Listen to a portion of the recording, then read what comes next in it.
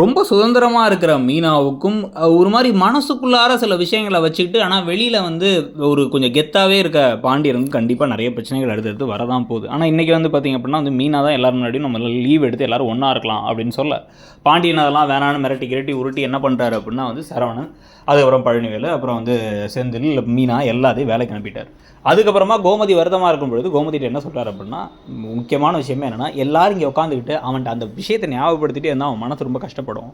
வலிச்சா கூட அவன் சொல்ல மாட்டான். போம்போது மட்டன் வந்து நெஞ்செலும்பு குடுத்துருப்புறேன். அத வந்து அவனுக்கு வந்து ஒரு சூப் வச்சு குடுத்துரு. பழம் வாங்கி அனுப்புறேன். அவனுக்கு ஜூஸ் போட்டு வை. அந்த வேலையெல்லாம் செய்யி அவன கூட இருந்து நீ பார்த்துக்கோ. மத்தவங்க இருந்து அந்த விஷயத்த காயப்படுத்திட்டே இருக்க வேணாம் அப்படின்னு சொல்லிடுறாங்க.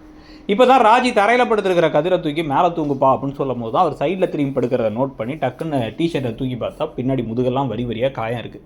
கண்ணெல்லாம் கலங்கி நிற்க அப்போ அந்த பக்கம் வந்து கோமதி வந்து சூப் கொடுக்க வர இவர் எனக்கு எதுவும் வேணாம் வேணான்னு சொல்லிட்டே இருக்கும் பொழுது என்ன ஆச்சுன்னு கேட்கும் பொழுது அவங்க பின்னாடி ஃபுல்லாக அடிச்சிருக்காங்கிறத ராஜியும் சொல்லிடுறாங்க. இதை பார்த்து அப்படியே உடஞ்சி போய் அழறாங்க இப்போ கோமதி. இவர் வந்து ரொம்ப வலிக்குது, பரவாயில்லம்மா விடுமா விடுமா விடுமான்னு சொல்லிட்டு இப்போ தூங்க போகிறாரு.